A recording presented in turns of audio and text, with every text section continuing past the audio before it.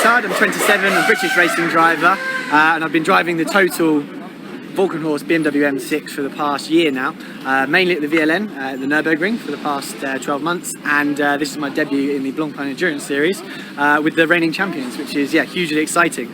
This is the BMW M6 GT3 car prepared by Walkenhorst. It's built to Blancpain GT3 spec, so it's running about sort of 540-ish brake horsepower. It's just under 1,300 kilos, and it's a formidable weapon, especially around Spa. One of the strengths of the M6 is its aerodynamic package. So that starts right at the front here. Massive, great carbon splitter with diaphragms on the front, which will add downforce to the front end, which balance out the massive rear wing that is at the back, and also the diffuser with base around the back here as well. So certainly in the medium and high speed corners, this is where the strength in this car lies. Eau Rouge, for example, throughout the stint, flat out through there. It's especially on new tyres. I wouldn't say it's easy, but it's comfortably flat through there. Blanchimont as well, the two fastest corners on the circuit, absolutely flat out, which is a hell of a feeling. And yeah, speaking to some of the other guys that are driving for the other manufacturers, the car is flat out. It's like, yeah, so that's how good a piece. That's why this is a 2-time Spa winner already. Big side exit exhaust as well, so that's always a fan favourite. Especially at night, you will see this glowing, as well as the discs as well. So yeah, it makes for some spectacular viewing. And I think one of the fan favourite things for this car is the turbo flutter when you back off. So coming into any braking zone, you will hear the noise of it, and it sounds. So not the conventional steering wheels you'd find in the normal road M6. Again, everything is minimised to be as efficient as possible. So we don't really need the top of the steering wheel, we don't need the bottom of the steering wheel. We're just placing our hands here and holding it throughout the race. So we've got a radio button so we can talk to the team. They can give us information throughout the race. We can give them information about the car as well. Traction control settings, so the GT3 cars run both ABS and traction control, which limits the amount of slip the rear wheels have under power and under braking as well. Degrade, as the grip of the tyre degrades, we will be adapting that accordingly to maximise the tyre length and performance as well. Dash button here, we'll just scroll through the dash, so we have all the information we need. Revs along the top here, rev lights as well, gear indicator, speed, and our map settings, so traction control, ABS, and the engine map position as well. So under full course yellow or a safety car, we would run in a certain map to look after the engine and save fuel, and then when we're on a qualifying map, we obviously have everything absolutely wound up. I'll jump in because I think this is probably going to be the easiest way to show you the cockpit.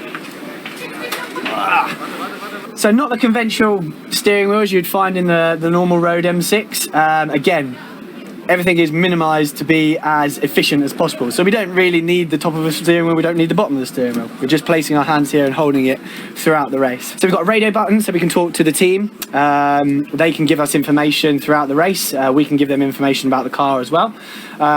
Traction control settings, so the GT3 cars run both ABS and traction control, which limits the amount of slip the rear wheels have under power and under braking as well. Degrade, as the grip of the tyre degrades, we will be adapting that accordingly to maximise the tyre length and performance as well. Dash button here, we'll just scroll through the dash, so we have all the information we need. Revs along the top here, rev lights as well, gear indicator, speed, and our map settings, so traction control, ABS, and the engine map position as well. So under full course yellow or a safety car, we would run in a certain map to look after the engine and save fuel, and then when we're on a qualifying map, we obviously have everything absolutely wound up. And then this is my favourite button, the flash button. When you get to use this, it normally means you're coming up behind someone for an overtake, so that's a flash to say I'm coming through. We have a LumiRank board here, which actually acts as a light system from the marshals, so it flashes up green, red. It tells us if there's a yellow flag in a certain sector, when there's a full course yellow. Very cool, very useful piece of equipment that again helps minimise mistakes from flag signals, and obviously again it's a safety feature as well.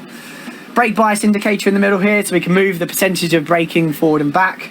The ABS, again, we can tune that, and the mapping is all done from here. Start stop button here, air conditioning fan, lights, different fuel pumps, different crank sensors, fuel pump reset, everything that we would almost need to adapt on the fly if we're in a race. UV light for the night, so it doesn't blind us, but it lights up all the dashboard, so you can start to see which buttons are which. What's your favorite stuff? What's your favorite things about this car? The medium and high speed stuff, you're daring yourself to roll off the brake earlier and earlier and earlier, and just carry more and more speed and trust in the aerodynamics that the car has. And that's the thing that I think impresses me the most, and also the braking ability. It stops like nothing else. It's like you're hitting a wall each time. It is an emergency stop every time you're hitting the brakes there. And I think you need these belts not only for safety, but to also stop yourself from going forward. So yeah, the cornering ability and the braking ability is pretty damn incredible.